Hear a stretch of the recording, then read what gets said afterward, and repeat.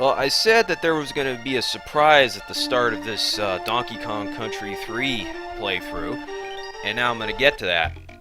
See, a couple weeks ago, while I was playing Dark Souls, finishing that game up, in just a couple days, I just started a new game of Donkey Kong Country 2. I played start to finish without using any save states, and as you can see, me cheating, you could say, with the save states. That was the #1 file, and you know, I got more of those DK coins. You know, the only thing I used in the second one, I used the KREMWOOD cheat. That was about it. I wasn't going to do all the bonus levels, but I did that you know, that thing on the first level where you can get, like, it's like a shortcut to get the KREM coins. I did it in my Donkey Kong Country 2 playthrough. I showed that so I could do the Lost World levels and get to the final boss. But yeah, it took about an extra hour, no save states. I didn't get as many DK coins, less percentage complete, but actually went back and I did do it legit, for real that time. And now I'm going to do a Donkey Kong Country 3 playthrough from the beginning, and again, I'm not going to use save states. And I'm a bit more relieved because I did go through that, Donkey Kong Country 2 here, this #2 file.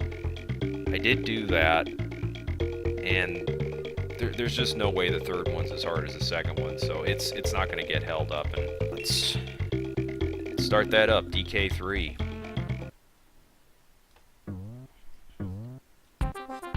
1996. That was the year Nintendo 64 came out. That came out in the fall. I remember getting that back in like September or November of 96. In 96, it was like the last year for like new major releases on Super Nintendo. You had Super Mario RPG, Donkey Kong Country 3. I can't name any others off the top of my head. I'm sure that there were some shitty sports games, but those two in particular, those were probably the bigger ticket kind of exclusives that Super Nintendo had, that had, you know, regular Nintendo franchise characters. There's probably other ones. Of course there were other ones, but those two stick out in my mind. Oh yeah, another Donkey Kong Country game. Yeah, and Super Mario RPG. And then 97, Nintendo was focused on Nintendo 64. You had Star Fox, GoldenEye, yada yada yada. I think maybe like Doom 64, Turok. 97, that was the first year where it was just like Nintendo 64. SNES was gone. Start this up. Name. Let's just enter ERS. Huh? Zipping through this too fast.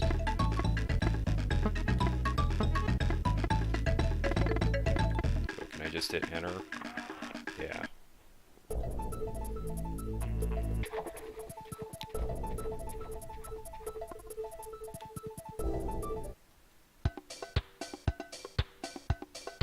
Hello there, it's me, Mrs. Wrinkly Kong. I found life too hectic at school with all those naughty Kremlings pestering me. If you need to save your game, Dixie, call here anytime. And I'll record your progress on my new VidMe What's-It machine for... It's so irritating, I don't get to read this. What's that? You want to see The Lost World? Which channel is that on, Dixie? Oh, don't tell me there's more Lost World bonus levels in this. BAZAAR'S General Store. So I guess you go to WRINKLY'S Save Cave. They're going to have those in like every area. At least one of those. BAZAAR'S General Store.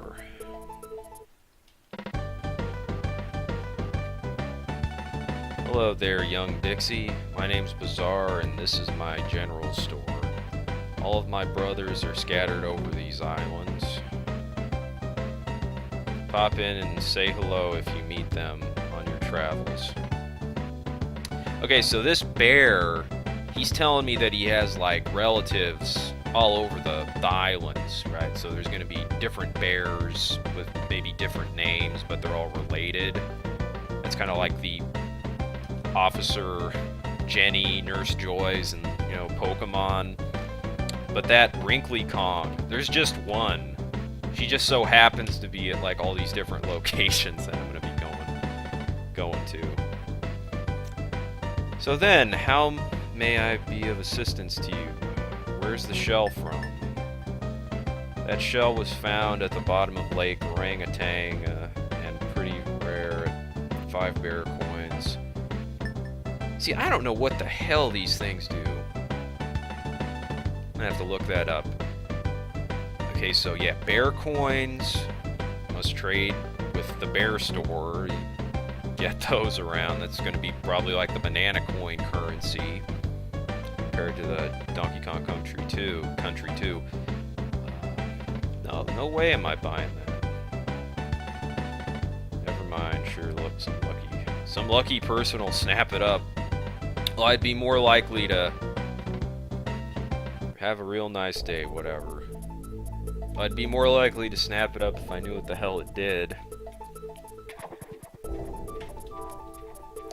Cruising around in the...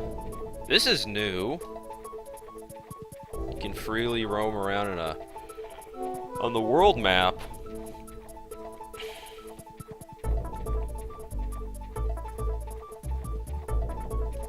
19-year-old game, and I'm saying this is new. Okay. It's new to the series, you know. Motorboat. Yo, Dixie, what's happening? I've set up my smoking new boat shop on this. Whoa. I've also brought your excellent cousin Kitty Kong. He may be a toddler, but if you let him throw you upward, you'll almost reach blah blah blah. And if you throw him, his humongous body can smash through. I think he just said I can throw him and he'll break through the ground somewhere. Okay, and he can throw her like up to higher places. You could do that in DKC2. Okay, motorboat. Time to catch some rays.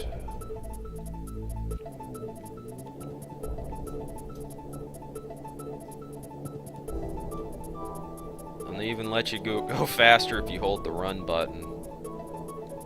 Let's see, normal, slow, sped up.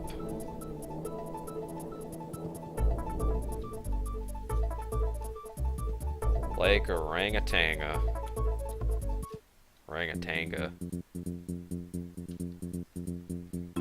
Lakeside Limbo.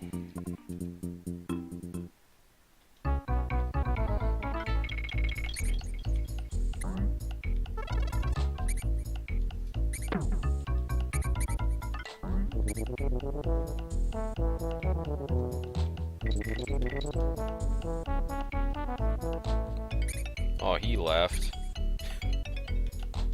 You could roll into that one. Pick him up. No.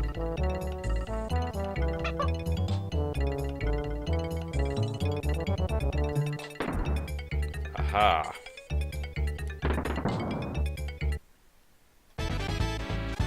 Collect 50 stars.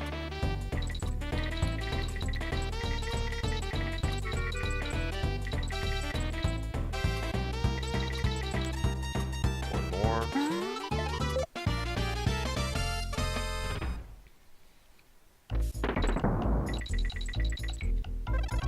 Sensing less of a pirate theme with this entry.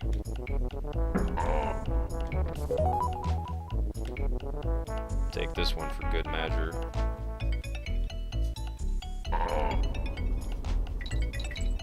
It's gonna be dangerous there if I fall, but I won't.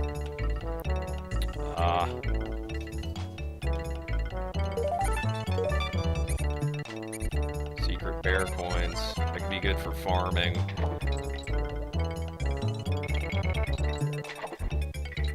Coins are easy to get to. Hazards.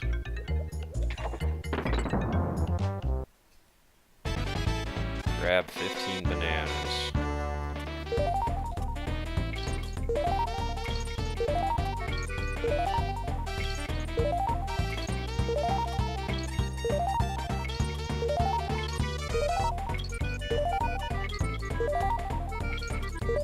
Now, I have played this before, but never emulated for any, other than maybe just starting it up and playing like the first level. But this would have been like years ago, like 2003, 2004. The other time I played this would have been. This is an interesting story. The first time I ever played this, I was over at a friend's house back in like 1996 or 7, and I remember going to, like, we went to Blockbuster, right? And just as a sign of the time, the two items we got from Blockbuster for ourselves, we had one of our parents get Scream. Like the first Scream movie, like the Wes Craven, Ghostface slasher movie with Drew Barrymore, Neve Campbell, David Arquette, Courtney Cox. I remember we got Scream, and that was like a new movie on home video. We got that at Blockbuster, and this, Donkey Kong Country 3. I mean, for my visit, we were playing that a bit, but I was more excited about that scary movie.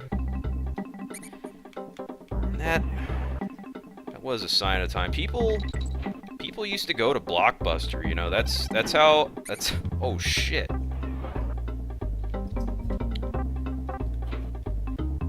See, the way people used to rent games, and I guess up until just a couple years ago, this was how a lot of people, did it too. But yeah, you'd go to Blockbuster. You'd pay $3 or $5 to rent a game for, 3 or 5 days. It was usually like $1 a day or $1.25 or something if you did the math. But usually you'd go like on a Friday, and then you'd have like the games and usually movie rentals. They were usually a bit shorter at Blockbuster. They were more like 2 days, and I think they cost more. The game rentals were less. The idea was you'd usually want to get it on a Friday and have it for the weekend, and then a couple more days if it was a 5-day rental.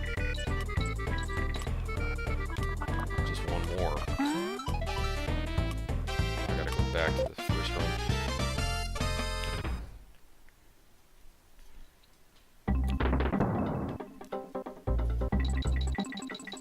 See, now typically I think you'd be better off with GameFly, or, really, if you want to get really better off, you're better off like not really buying too much into consoles except for like specific exclusive games, and just buy everything on PC. Steam sale, Humble Bundle, emulators. That's what you got to do now. That's what you ought to do.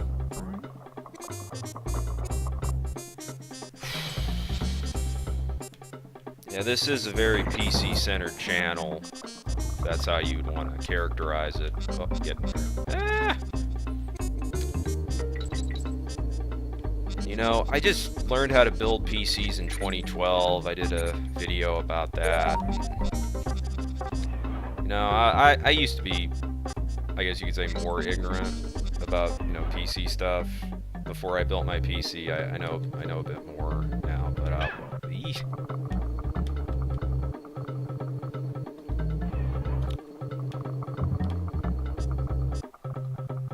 used to not hate on any of the consoles before. I've never owned a Sega system, and I always thought, let's say, okay, 16-bit era, I always used to think that, Super Nintendo was better than Sega Genesis. I did have a bias. I never had a Sega console, but, you know, when I looked at Sega games, it was like, okay, you had Sonic, and... I can't... Okay, I shouldn't go that way. I've already been there.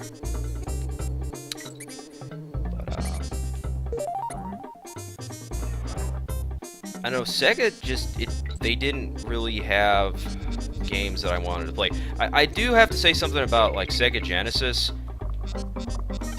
I like Sega Genesis more than Dreamcast. Now, a lot of people, I think these people are just crazy, but there are a lot of people that are just, to this day, obsessed with the Dreamcast. Like, oh, it was so ahead of its time, and it was so great, and whatnot, but... You know, the way that it lost out the PS2, like it just quit after like 2 years in the States.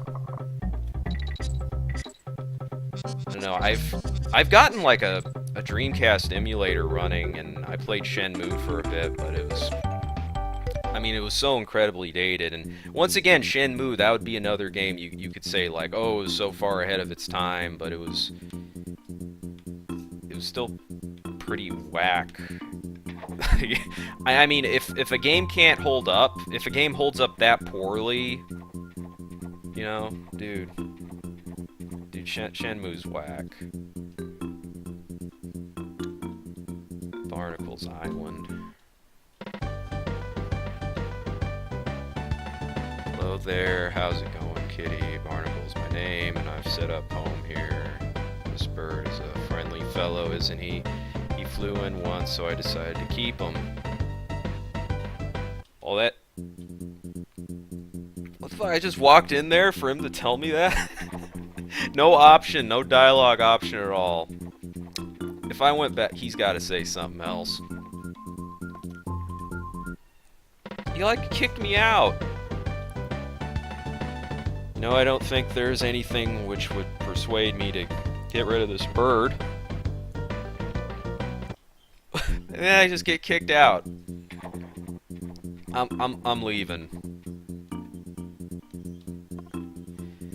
So I was saying, I used to, like, not really hate on consoles, like other ones, especially ones that I didn't have. I mean, when I got my Nintendo 64 back in 96, I didn't get a PlayStation until, like, 99, and it was kind of ridiculous. I got a PlayStation 99, and then I got a PS2 in 2000, when it was, like, crazy expensive, because it was like a DVD player back in 2000. But back in 96, I didn't hate on PlayStation, you know. I didn't hate on Sega Genesis.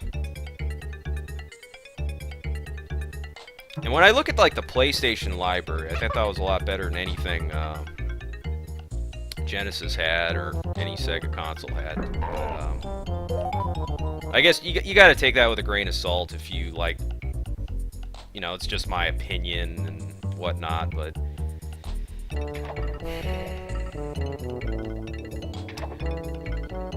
So where did the console hate, my personal hate on consoles, come from? I mean, I'm playing this emulator stuff on PC.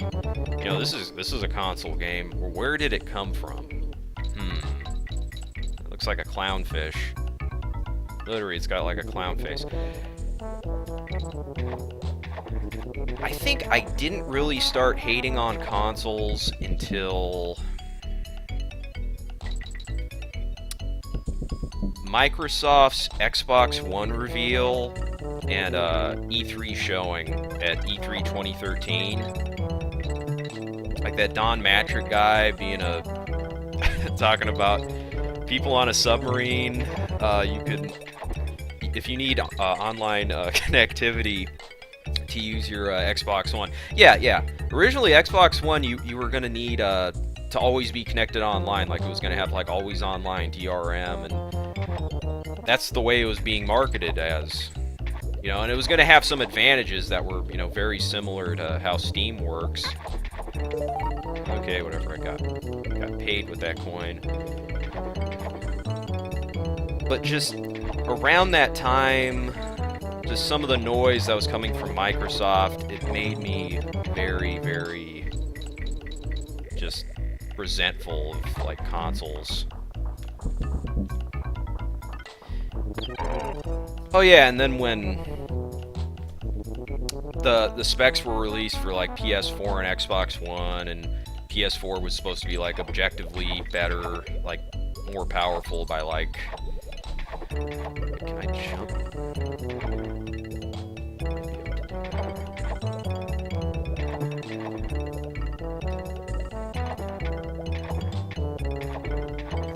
How the hell did I even get up there?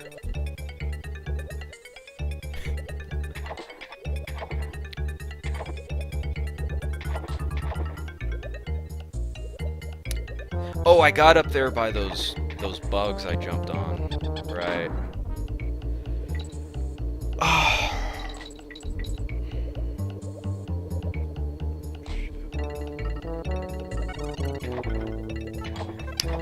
Yeah, so when the console specs were released for PS4 and Xbox One, I just, like... I started to think about, like...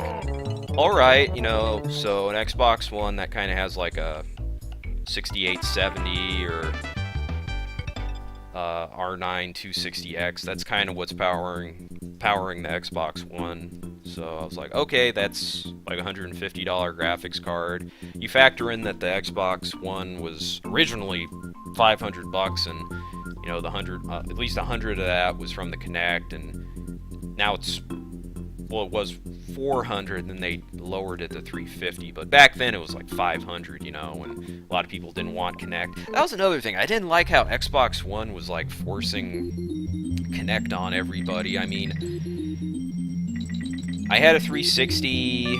I got a story about when I got my second 360, I had to get the Kinect bundle because it was in effect cheaper than just buying a normal 360. But yeah, okay, Xbox One kind of had like an R9 260X or a 6870. That's very similar to what my PC can do. My i5 plus 6870, that's very similar to what an Xbox One can do. You can kind of factor that in, kind of how my PC can run Dead Rising 3 very similarly to what the new console can do. Bash the baddies. Careful.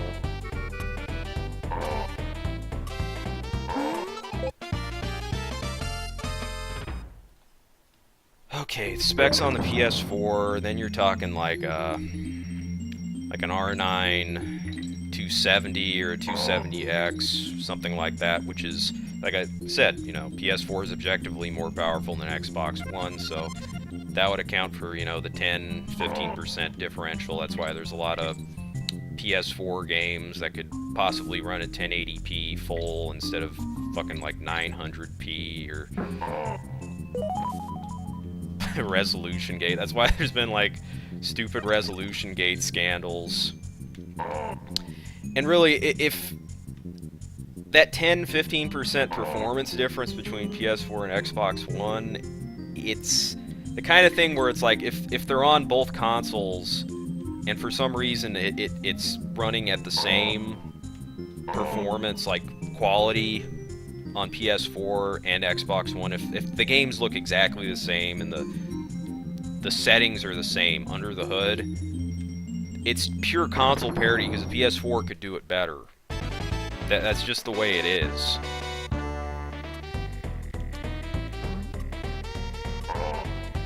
If it's like a multi-platform game, it should, and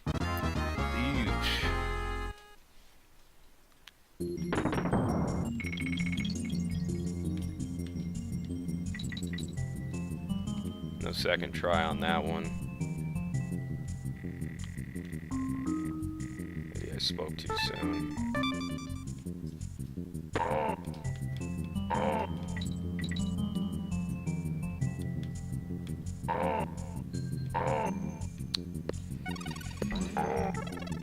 Okay, so I did talk a bit about...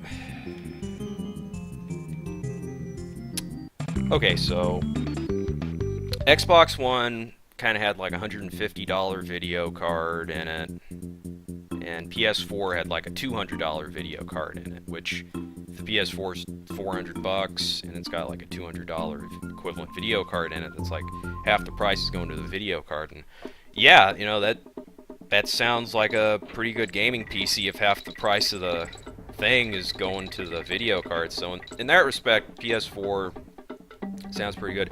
And then it got me wondering, oh how cute, baby elephant instead of a rhino. Okay, when Xbox 360 came out in 2005, what was the PC equivalent to whatever, you know, 360 was rocking? And I remember some names that came up. There was like the 8800, the NVIDIA 8800 GT or 9800, something or other. Whatever it was an NVIDIA video card from 2005 or 2006 that was about $400 or $450. So when the 360 came out, the video card that they put in that thing, whether you got like the arcade edition, which was probably, you know, $400, or the one that had like a 20 gig hard drive or whatever, that was, I'm sure they had 360s when they first came out. There was like a cheap one that was kind of like the arcade one that was like $100 or $150 less than like one that actually had a hard drive, right? So yeah, in that fucking thing, it was like the price of the equivalent desktop video card. It would be like 400 freaking bucks. And that card, that would be good for like, I guess, 720p gaming, right? Just like the 360 for the most part was. Some exceptions to that would be Halo 3, which didn't even run in HD for some stupid reason. Doesn't make any sense, but that's true.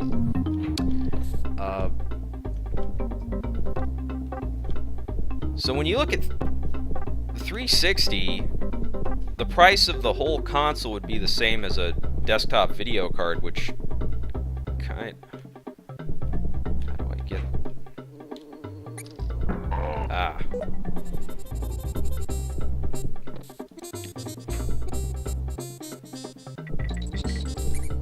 Alright, so let's say 360 is $500. How the...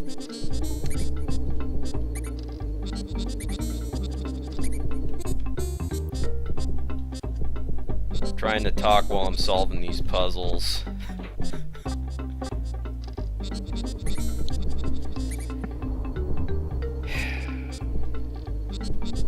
When you got a 360 back in 2005, technically it was a much better deal than, like, when compared to the PC hardware that was out at the time. It was a much better deal than like when the Xbox One PS4 came out.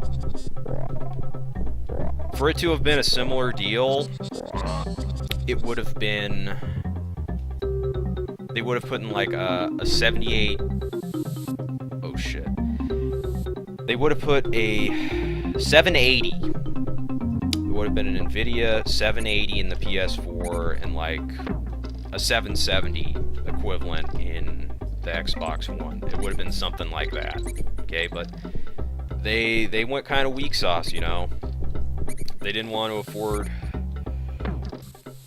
they didn't want to risk doing that, and because of that, I think there might be new consoles in like 5 years. There might be a PS5 or whatever the hell's after Xbox One by 2020 for there's gonna be like 4K graphics cards out by then, mainstream, like not expensive and shit, so that's, might have 4K consoles, and that would be if stuff like PlayStation Now doesn't take over by then. But for native gaming, the next consoles, they're gonna have to be, you know, doing 4K. They'll have to. It's becoming more of a thing. 4K TV adoption. Well, by then it sure as hell will be. I mean, okay, HD TVs back in 2005 when the 360 came out, they weren't that mainstream. but by like 2009, 2010, you know, 5 years after, they were. Yeah, I can't talk while I'm doing this.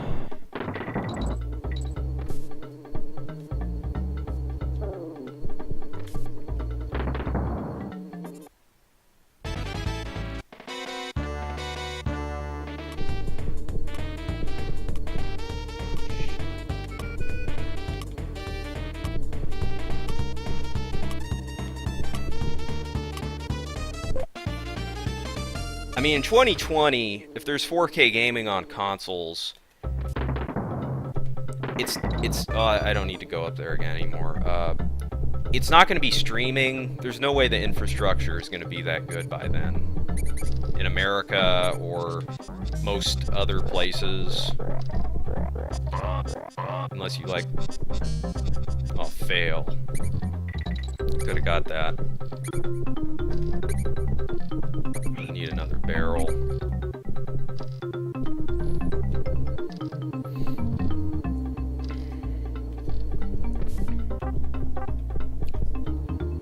Alright, so... Eek. Gotta get this barrel over there.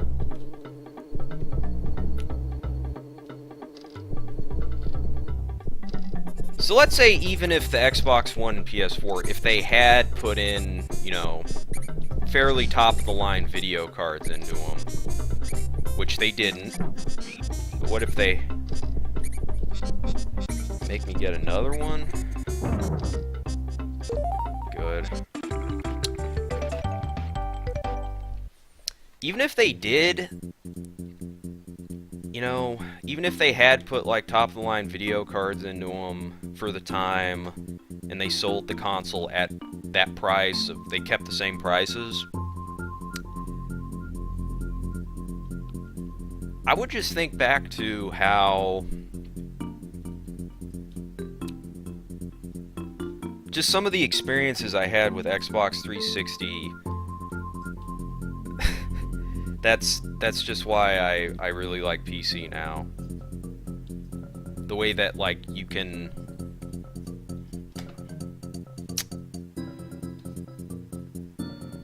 I want to say pay as you go, you know what I mean? But there's just more choices in configurations on PC. That's what I'm getting at. So it's like, yeah, you can choose to upgrade your... you know, your video card every couple of years for, you know, 150 or 200 bucks. Pretty much my rule of thumb is, if you can upgrade your PC's performance by, you know, 2 times as much for like 200 bucks, like every 3 years or something, that's a good value. And if you just factor in like other savings that you'd have with PC over console, it just adds up to PC being better and everything. Okay, let me play one of these games. Throwing game. So they've reached the bonus game, then...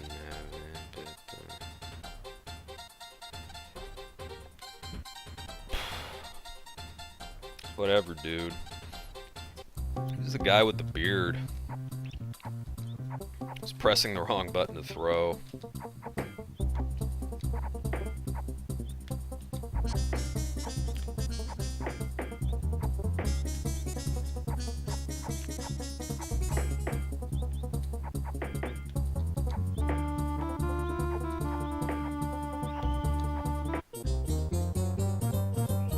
Some guy with a beard.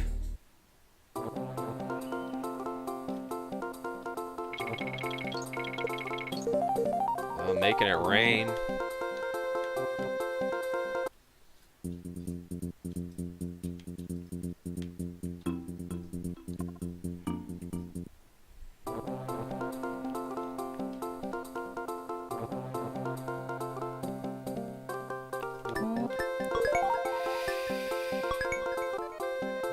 They're gonna have me do the exact same thing, but I gotta go to 25.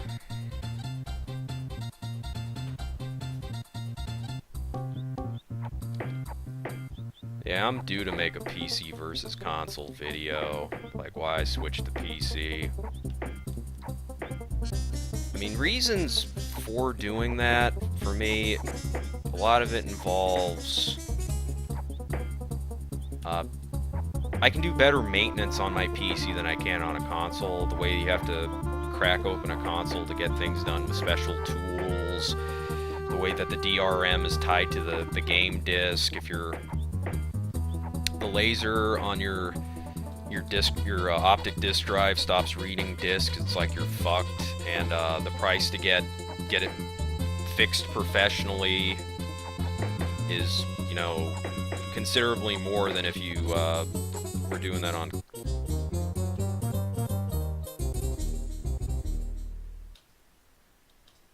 Wait, I didn't get to 20... I'm getting chased by that motherfucker. Fucking pedo bear. Did you see that? Dixie was getting chased by, like, some like, road carny. Carnival worker. It's fucked up.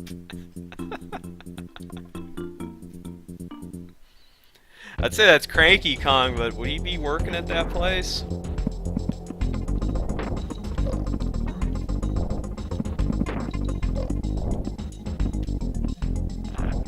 Alright, I feed the barrel bugs, and then it burps.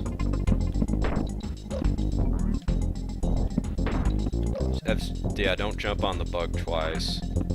What if I hit its teeth? It's just conveniently going by its teeth.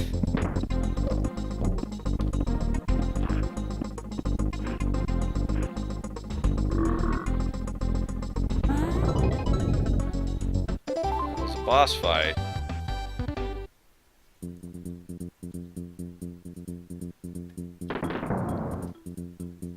And there we go.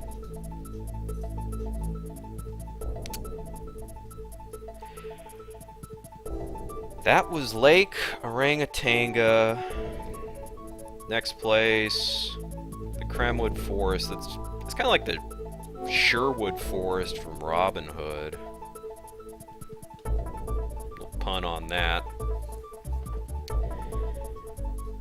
Yeah, I'm totally due to see. I'm just talking like while I'm playing, and my conversations are getting interrupted while I'm playing. I'm not doing like I'm not like recording over gameplay that I have already done. This is like a live commentary. But yeah, I'm due to put up like why I switched to PC. A lot of it, it's just been kind of liberating, and you know, the weird thing is, ever since like 2013, after the E3 shit with Microsoft and the Xbox One reveal, I never really... See, even like 360 versus PS4, I never got a PS4, right? But I didn't hate on the PS4. See what I'm saying? And even in some ways, I kind of wish I would have gotten them. And the thing is, I could get a PS4, but I just don't want to, you know? You know, I would like to play, you know, Metal Gear Solid 4 because I do have a bit of a history with that, but, you know, the game's a lot of cutscenes, and there's all kinds of other reasons like that.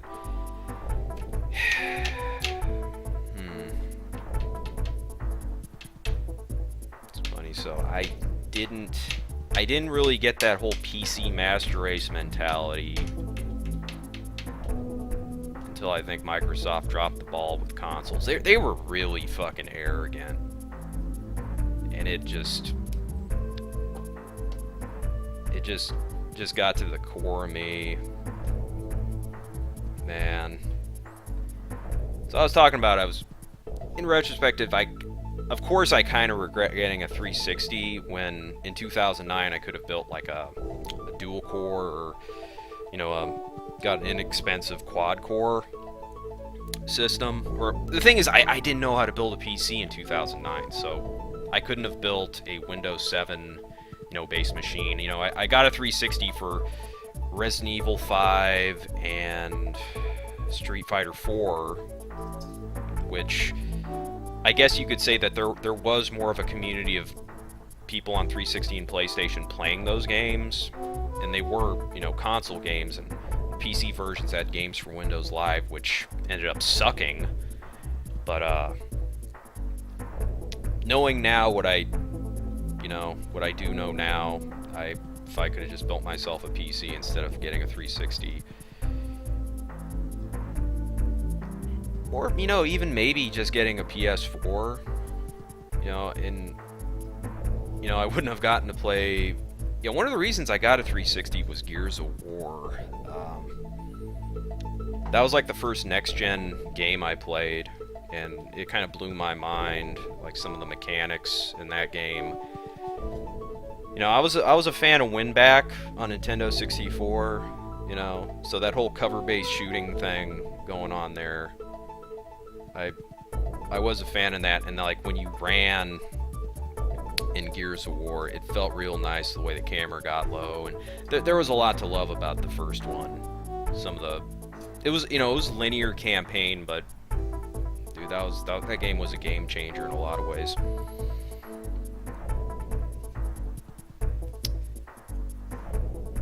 I think we'll just cut it here. Lake Orangatanga.